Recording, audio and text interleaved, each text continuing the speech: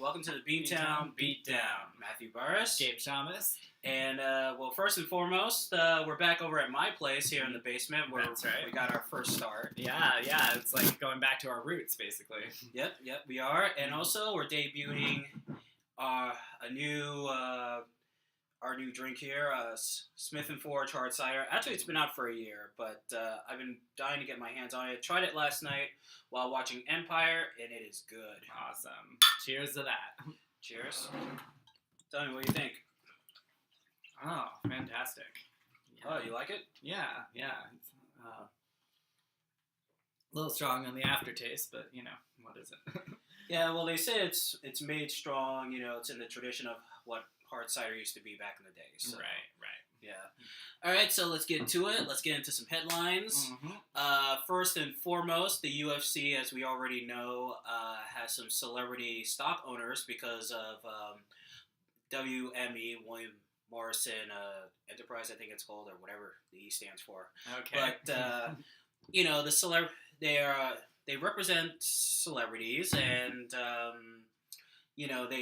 they own a piece of stock, so they're the minority owners. Shareholder? Oh, Yeah, shareholders. Wow. So That's cool. yeah, well, we got a couple of we got some Boston boys that are part of it. Mm-hmm. So local Beantown boys, Ben Affleck, Conan O'Brien, and of course Marky Mark Wahlberg. I was about to say, is Marky Mark there? Yeah, and also Robert Kraft, the owner of the Patriots. He owns a share in it, and so does the quarterback, Tom Brady. Nice. Yes. And just to name a few other names, Jimmy Kimmel, Guy Fieri, Sylvester Stallone, Serena Williams, Maria Sharapova, and the list goes on and on and on. Awesome. Yeah. And we got more on that later, because that's going to be part of Chew on This. Cool. Also, getting back to the UFC, this weekend is the UFC pay-per-view fight, UFC 204, which takes place live in Manchester, England. Michael Bisping putting the middleweight title on the line in a rematch against Dan Henderson. And this fight I saw at UFC 100, and it was a good fight. And, of course, Dan Henderson knocked him out, with that H-bomb in the second round. Yeah. And, Dan Henderson, this is his last fight in the UFC. He says that he wanted this fight in particular. He wanted the title shot. And he's held every belt in the world in mixed martial arts except for the UFC one. He's been the Strikeforce champion, Pride champion. He's never been but never in the UFC. So, right. It'd be a good way to go out with a bang with that one. Yep, I would think so. Yeah, I'm not ordering that one because I don't have the money for it, and also I'm trying to save up money for UFC 205, which is on my birthday. Oh, nice. So, little happy birthday to me. Yep. Oh, that's good. Yes. And finally, a little sad news for those of you who have been waiting for the rematch between Tyson Fury and Vladimir Klitschko. Apparently, that won't be happening because Tyson Fury tested positive for, the booger sugar. And according to his manager, he is going to rehab, taking some time off, which is a good thing. And of course, this is really, this is not a mistake. Listen, a mistake is getting drunk at a Christmas party at your job and Yeah. and fucking your female co-worker in the bathroom. Mm-hmm. What Tyson Fury did was plain stupidity. Mm-hmm. So there goes the rematch, and I mean, hopefully, Deontay Wilder is next in line because he's the WBC champion, and as of right now, Tyson Fury has vacated his championship belts that he holds. So hopefully, we'll get a match between Deontay Wilder and Vladimir Klitschko or any of the other heavyweight champions out there. Yeah, exactly. Yeah. All right, so now we're going to get into Macho Doesn't Mean This. So, Gabe, what are we talking about this week? All right. So, we're talking about another common phrase that I think needs to be explored a little further. Leave well enough alone. You've heard this one, right? Oh yeah. Yep. So, there's a lot of things that we wish had happened one way and they happened a different way. There's a lot of things that we wish could have gone this way and they went that way. There's a lot of things that we feel like perhaps we should have had our moment to take someone down, our moment to get some revenge, our moment to be honored or proven right. But sometimes life is weird and it doesn't always work the way you think, and there's a lot of factors at play, and sometimes it's best to just leave well enough alone. I think there's plenty of movies and TV I could think of off the top of my head where some part of the root of the problem was that someone was not able to do that. Let's see. One of my favorite stories is The Count of Monte Cristo. You ever heard of that? Oh, yeah. I've read a little bit. Well, actually, I haven't read the book, but I've heard about it. Yeah. There was a hit movie in, I think, 2003 as well. And, kind of popularized that whole thing. And basically this guy was imprisoned at the Chateau d'If, which is a imposing, terrible prison on the top of this huge tower on a cliff on an island. So it's like the classic, unbreakoutable place. It's like the ancient day Alcatraz, basically. And anyway, he was put there. He was put there wrongly by someone who basically wanted to get with his wife. And anyway, when he gets out, it's a whole thing that he just goes down the line of the revenge that he wants to take. He's going to get revenge on everyone. I think, including his wife. I'm pretty sure in the movie he wanted to get revenge on her too, but then she tries to talk him out of it. Tells him that he was so poor he wasn't able to afford a ring yet, so he gave her a piece of string to put on her finger, which cheapskake, obviously, but it's supposed to be a romantic gesture that they shared. And anyway, he wants to be angry at her as well after he's dispensed with all his other rivals. But she shows him. She's like, I'm sorry, I thought you were dead, blah blah. But look at this. She has the ring of the other guy, his main rival that stole his wife away. She has his actual wedding ring on, but then she takes it off, and what is it underneath? The string that he gave her. Wow. Yeah.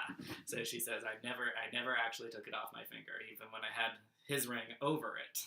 It's a perfect disguise. He couldn't see it. So, anyway, he finally realizes that that he, at least with her, he has to let that go, and he has to try and rekindle the love that they had. But yeah, there's super awesome fight scenes. Some of the best sword scenes are in that movie. Also, a lot of people think that Kill Bill was actually inspired by that story as well. Well, being the Tarantino and martial arts movie fan myself, I can say publicly for the record, I know factually it's not really based off that. It's if you look at all the interviews that Tarantino was doing for press for the movie and stuff, it's it's like his influences were, of course, Shogun Assassins. There was Lady Snowblood, and of course the Chinese remake of that movie around the 70s called Broken Oath, which starred Angela Mao Ying, who was Bruce Lee's sister in Enter the Dragon, the one that killed herself. Oh, okay. And and so that was, and also the Executioners of Shaolin. That's where the Pai Mei character comes from, and of course 36 Chambers of Shaolin. So right. Anyway, perhaps that wasn't the best example, but it's there are some similar themes about revenge. The movie, Kill Bill starts off with the quote, "Revenge is a dish best served cold." Yeah. And it's interesting. I think to speak to that, it's like it's saying that that the story could have gone. In my opinion, it's saying the story could have gone differently. If she had actually served her revenge cold, but a lot of it was actually piping hot. But that's what made it so interesting. That's what made it so kick ass. Anyway, that's one example. But of course, there's we kind of, with both those examples, we have a reason to root for the main character. We have a reason, for them to believe that they should have their revenge, and maybe they should. Yeah. By the way, that one of my favorite villains in there was Go-Go. Because I've always told people because she is just so wild, and she's like the type of chick that will handcuff you to the bed, give you the best fuck you ever had, and then she'll stab you and kill you. A la Sharon Stone in Basic Instinct. Right, exactly. What is interesting, one of the things I like the best is the one, what's her name, the one who's played by Daryl Hannah, the eye patch chick. She there's an argument to be made that her revenge either was served hot or was served cold, depending on how you look at it. And with that one, because you mean when she killed Pai Mei, master? Well, yeah, but no, I'm talking about specifically with. Do you remember her name? The character's name with the eye patch? I'm drawing a blank too. Yeah. Anyway, it's played by Daryl Hannah, who's a famous actress from the 70s and 80s. Anyway, she she realizes that the best or worst revenge for her would actually not be to kill her. She's the only one that she doesn't actually kill in cold blood. Remember, she did the Pai Mei thing by taking her eye out. Takes her eye out, and then just steps on it so that she'll never have her sight again. Yeah. Also, Tarantino got that from the movie King Boxer, which of course in America is known as Five Fingers of Death. Yeah, it's also where where when Uma's character sees the person that wronged her, and you hear the that came from that movie too. Oh, interesting. Well, there you go. Yeah, a lot of great influences there. Yeah. Anyway, so like I said, there's a big reason to think that she should have her revenge, and she does, and it's it's good. But yeah, both with the Daryl Hannah character and with Bill, the Bill at the end, it's a lot more. Her revenge is a lot more subdued and nuanced than the other ones. She doesn't. She leaves Daryl Hannah's character to be alive without her sight, because that would be a worse fate. And with Bill, she shows him that she did learn the 5-point exploding heart technique, whatever it's called, and he accepts his fate and walks the 5 steps, and So it's a lot more subdued. I think that kind of actually brings a lot better character to the whole thing. Actually, redeems the erratic nature of the rest of it.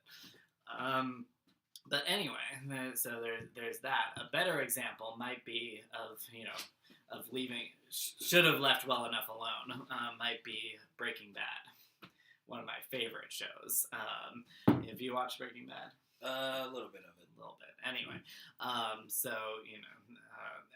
almost everyone knows the main story that this teacher finds out he has cancer. He was a well-respected chemistry teacher, and anyway, he wants to have more money and more resources to leave his family, and he's kind of both convinced by and convinces his former student to go in with him in making meth, and it's because of his super honed, super expertise in chemistry, that makes them able to make a better and better batch of meth. And anyway, they soon run the streets of Albuquerque.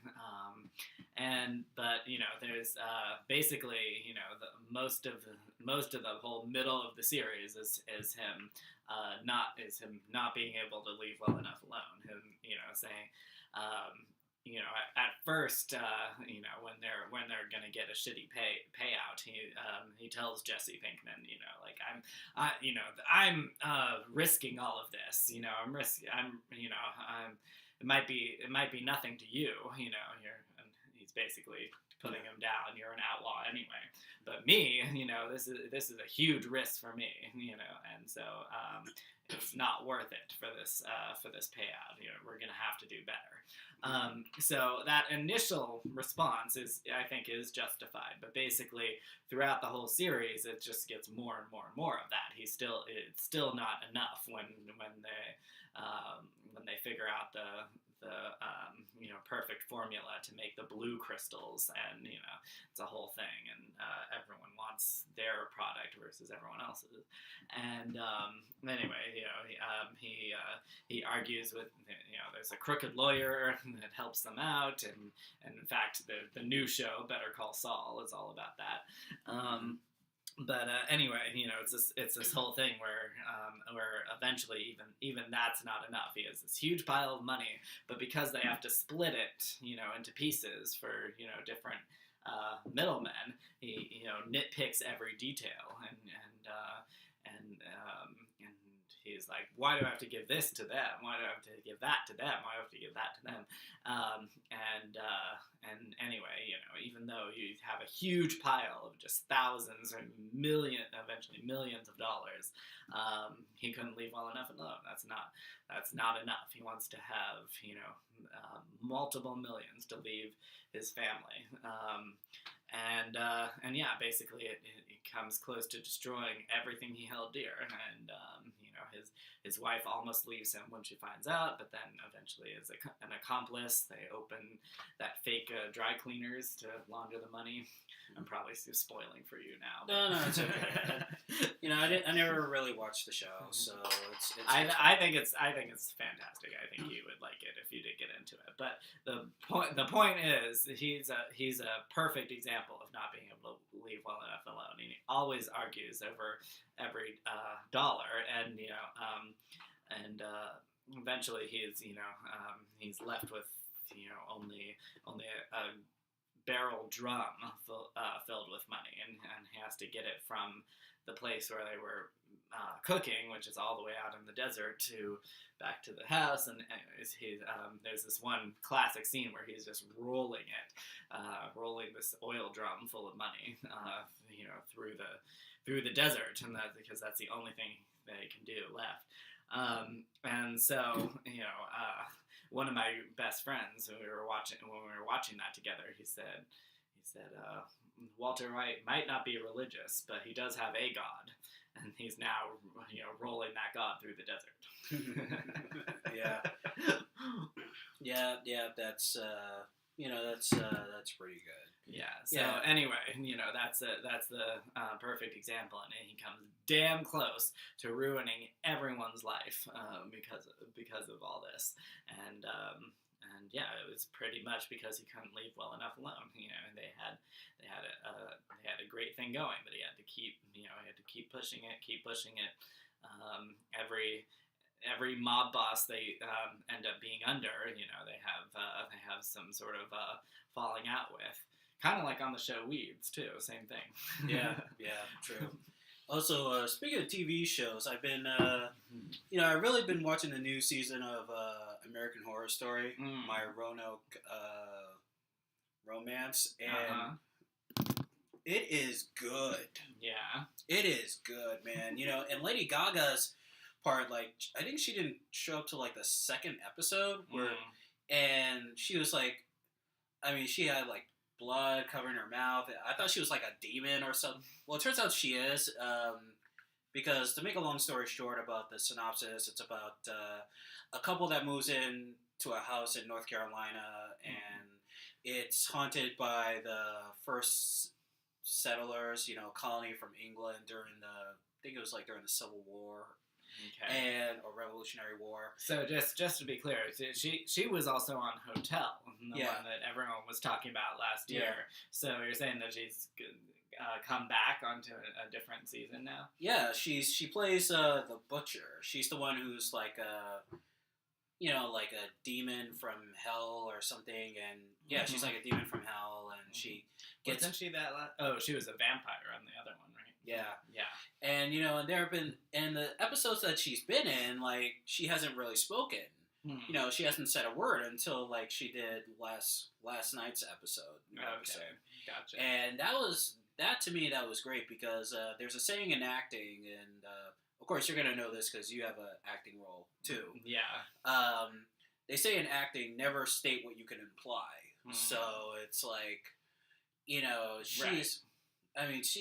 Without her speaking, it's like her character has a presence, still has a strong presence. Yeah, exactly. The last episode, the one before last night, there was a scene where Cuba Gooding Jr. is fucking the shit out of her, doggy style, just doom. Oh, man. Yeah. And of course, they almost had sex again until Cuba Gooding Jr.'s wife, who's played by Sarah Paulson, almost gets attacked. So, but it really is a good show.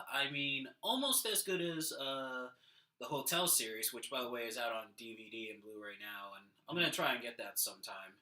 Okay, yeah, for sure. Yeah. Also, speaking of beautiful women, well, as I said in the last episode, I was gonna mention a wet dream I had about Ariana Grande. Actually, I had this wet dream several times. Remember that scene in Risky Business where Tom Cruise and Rebecca De Mornay, they were fucking on the train? Oh, yeah, that's right. Yeah. Well, it was sort of like that, except it's in Boston, and we all know that in Boston trains, you can't just go from one car to the other, you know, and stuff like that. Right. I wish they would do that, make it more like New York. Yeah. And so anyways, there's this, so in the dream, like, me and Ariana were, like, on the train, and then, like, we're in, like, the last cart of the train. Yeah. And, like, nobody, like, sees us, like, we're in the way back, and then, she puts me up against, like, the door, part, and, she ties she ties my hands, my hands are in the back, and she ties them up with a sash. You realize that makes 3 out of 4 of this, 3 out of 4, or 2 out of 3 of the sex dreams you talked about on air involve you being dominated. You realize that now? Yeah. I had to point that out at this point. Yeah. Anyway, continue. Yeah, I gotta finish. Yeah. But she Grande ties up your hands. Yeah, she ties up my hands, and she, zips me, and she just fucking jacks me off.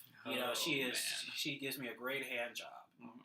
Yeah, and also I actually had the time when we were out doing something special, which we'll mention in our next episode, which will actually be our last weekly episode. More on that. Mm-hmm.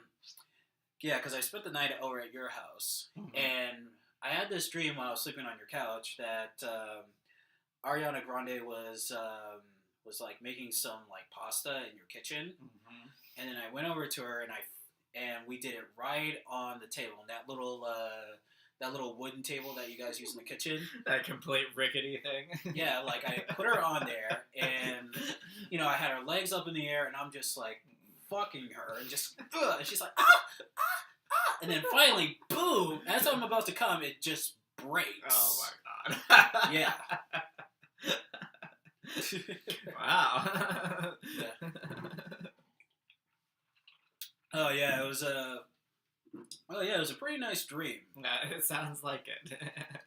Yeah, and so I guess we've all wanted to break a table or a bed. Yes. I have actually broken a bed once, but I'm not gonna brag about that. Oh, okay. Actually, there was another version of the dream where like you walked in on us and you just went, "Oh, never mind." Yeah, I'll leave you guys alone. Bye. That would pretty much be me. Yeah. Well, thank you for that. Well, yeah, you're welcome. You're very welcome. So yeah, this is I don't know how other straight guys do it, but I mean this has got to be a record of celebrities in your dreams. So you got Ariana Grande, you had Natalie Nunn, Misha Tate, Katy Perry, right? Yeah, Katy Perry. Yep. I've had Lady Gaga. Yep. Selena Gomez. Oh man. And then you've has it been a dream or a fantasy with Ronda Rousey? Both. Fantasy and dream. Yeah. Matter of fact, I still get a kick out of the one dream I had where because in most of the sex dreams, like I'm in your apartment. Yeah, that's also, we've talked about that. That's also a little strange, but okay. Yeah, because like I'm looking for you, and I find Natalie, and I actually found Natalie not actually fucking you in the ass. Remember that one I told you about? Yeah, I remember that. Oh yeah, with a strap-on dildo, and she's all going, "Who's my little fag whore?" And you're like, "Oh, you're a little fag whore, mistress." "You're gonna wash these dishes, are you?" "Yes, mistress." Oh God, as if it wasn't bad enough that I was involved in your dreams and on the sidelines. Now I'm actually on that one. I'm actually in it. Yeah, I don't know. Maybe I don't know. You want to have a three-way or something? No, I'm kidding.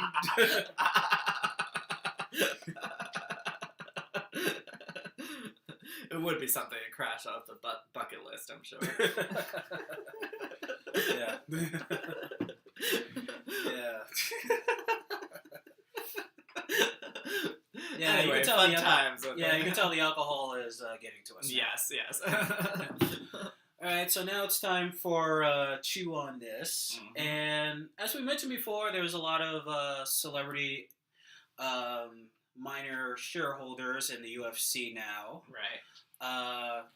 Also, just to mention other people like Sylvester Stallone is in this, is also part of it. Trey Parker for the from South Park. Oh, right. Yeah, The Weeknd. I mentioned The Weeknd. Calvin Harris. Weeknd, huh? Yeah. So.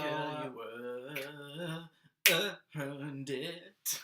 Oh yeah. Well, actually, my favorite song is one of my favorite songs from him was "In the Night," which is because he has like that Michael Jackson type of voice. And, yeah. And I also like the song he did on the 50 Shades of Grey soundtrack. Right. Yeah. Whenever I hear that's one of them. That's one of the ones he did for 50 Shades. Oh yeah. As a matter of fact, actually, whenever I hear that song, like all I think about is sex. That's one of those. That's one of those songs, like kind of like Carlos Santana's Blues for Salvador. It's like because Blues of Salvador sounds like something you would hear in a porno or like those softcore late night movies in the '90s. So that song oozes sex. Yes, indeed. Yeah. Indeed. So so what we're going to talk about is which one of the celebrities Dana White would listen to for ideas for the UFC. Well, here's my thing. I think he would. Well, of course, he's going to listen to Robert Kraft because he's the owner of a sports franchise, and he's been very smart with how he's dealt with the team. I mean, granted, I didn't like how they traded away Chandler Jones and Vince Wilfork and even Lawrence Moroney, because I thought Lawrence Moroney had so much potential. In fact, him and Reggie Bush both came into the league the same year. So, and I actually thought Lawrence Moroney got robbed of the Rookie of the Year. Okay. Of course, he's going to listen. Of course, Marky, because Marky, of course, being a Beantown boy and also a shareholder in Wahlburgers. I was about to say, running your own, your own successful business, completely separate from the entertainment world. Yep. Yeah, and also, he's done a couple movies with Rhonda now, so I'm sure Dana's gonna want to put some. Sorry, that's actually our wrap up music, but yeah, let's wrap this up in a few minutes. Yeah. Oh, we still got time. It's like 31 minutes. All right, but we're gonna have to wrap it up. Oh, okay.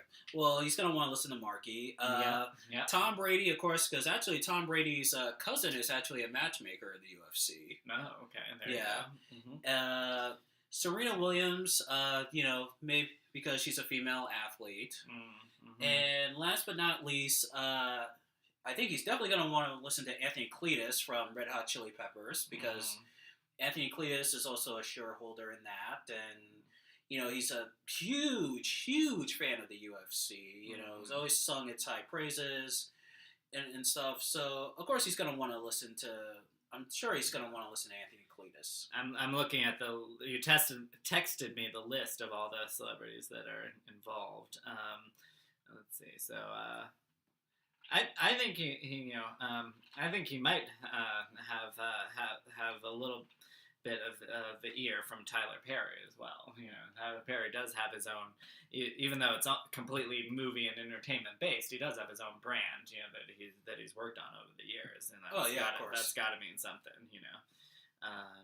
Jimmy Kimmel, maybe, I personally would listen to Adam Levine of his music and entertainment acumen, but I don't know if he would feel the same way. Yeah, that is interesting. Same thing with Conan O'Brien. I mean, he knows how to get audience going in the late night shows. So. Well, yeah, and plus Conor McGregor's been on his show a few times, so and also he's also Nate Diaz has been on Conan's show too. So of course they're gonna want, maybe he might. He might put Conan on there, and he might want to get an earful from Conan. Plus, Conan did that little bit on him, bit on his stake in the UFC and saying that he was going to fight Ronda Rousey and Conor McGregor. So, right. Let's see. Ones I might not listen to. Well, of course, I don't think he's going to listen to The Weeknd. Probably. I mean, he's gonna be like, well, okay, you're a music star, you're good at music, but business. Right. I actually don't think he would listen to Jimmy Kimmel because funny as Jimmy Kimmel is on late night, and plus he's he's done a lot of work with Adam Carolla and his buddy and Sarah Silverman. Right. I don't see him taking advice from Jimmy Kimmel. I don't know if Jimmy Kimmel has any other businesses outside of. Yeah, that's a good point. I was gonna say, was gonna say maybe. I mean, as much as we appreciate the legend of Sylvester Stallone, they probably wouldn't listen to him anymore just because it's like. Well, it's like actually, I think Stallone could have a. I could see him listening to Stallone because Sylvester Stallone is a huge fight fan. He loves the UFC and a huge boxing fan. I'm sure Stallone would try to get him to be like, okay, let's get more people from boxing, to get more interested in the UFC, because there are some people in the boxing world that are fans of the UFC. Roy Jones Jr., Mike Tyson, Oscar De La Hoya. Maybe try to bring Mayweather. Well, Mayweather's kind of iffy. One minute he's praising them, the next minute he's saying that boxing is better sport. So, I mean, who knows with that? Yeah, exactly. Definitely. I would think definitely not Ben Affleck. as much as we might like him in movies, he's not he's not in anything else that he would pay attention to. I'm sure. Well, yeah, I mean, because Ben Affleck is a good actor too, but he does run. Well, him and Matt Damon run a production company. So okay. yeah, the Green, what's it called? Green something, whatever. But I don't see much. Other than that, can't really see much of him listening to Ben Affleck. Yeah, exactly. But no matter which hot woman he's dating this time. Yeah, Guy Fieri, maybe not on the business side, but maybe he can maybe help him with, booking what's a good restaurant for UFC fighters to go to in town. And right. I mean, of course, Ferrari, he's more of a burgers and fries type of guy. Yeah. But I'm sure Guy can probably help him out with restaurants. Like here's a good restaurant for the fighters. If you want to go here, go there. Right, exactly. And stuff like that. So. But yeah, I mean, it's definitely a different, very specific type of brand. Who was it? One of the comedy shows was like Guy Fieri likes anything fried in vodka. Let's see, Sylvester Stallone. We talked about Serena Williams, yeah. Yeah, I don't know. I think that's. Both Maria and Serena can maybe help him convince Dana to, create a new women's division because there's been, because people have been asking, for another women's division, mostly for Cyborg, for those who can't make the women's bantamweight division. Mm-hmm. So that could be a strong influence. I mean, the time could.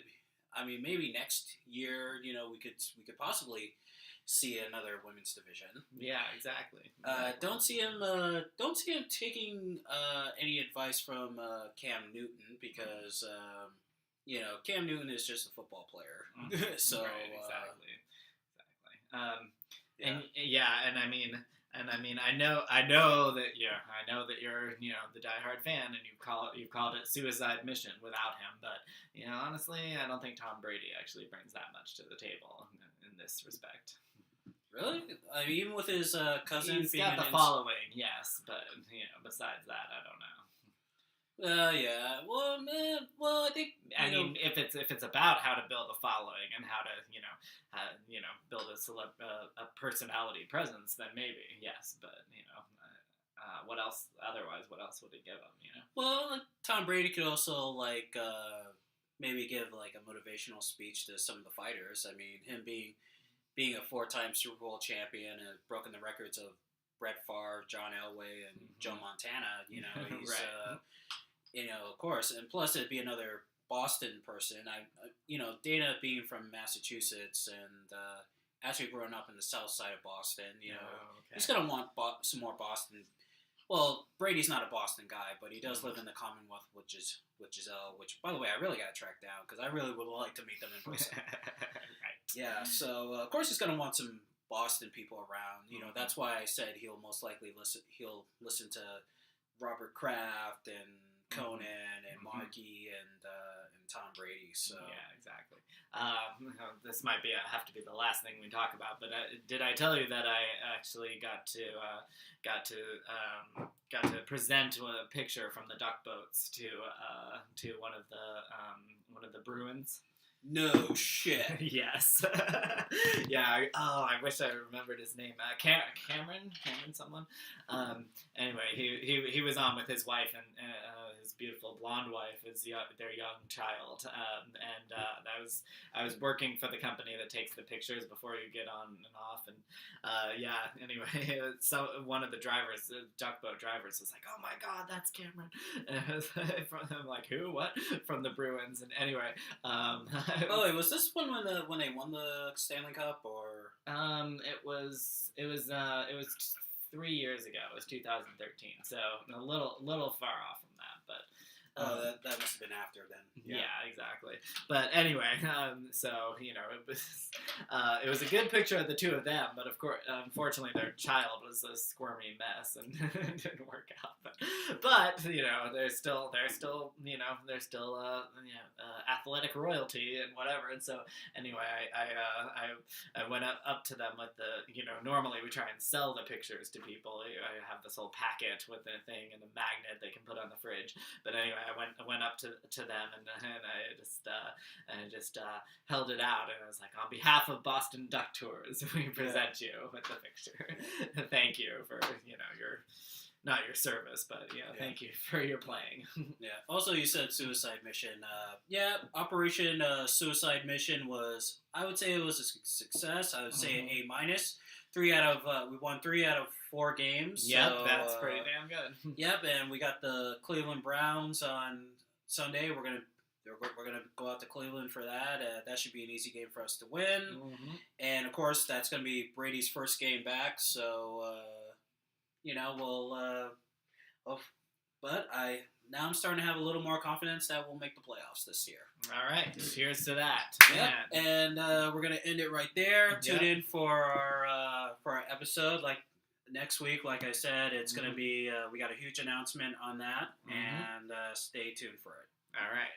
So from Beantown to your town, Matthew Barris, James Shamus, Vios con Dios.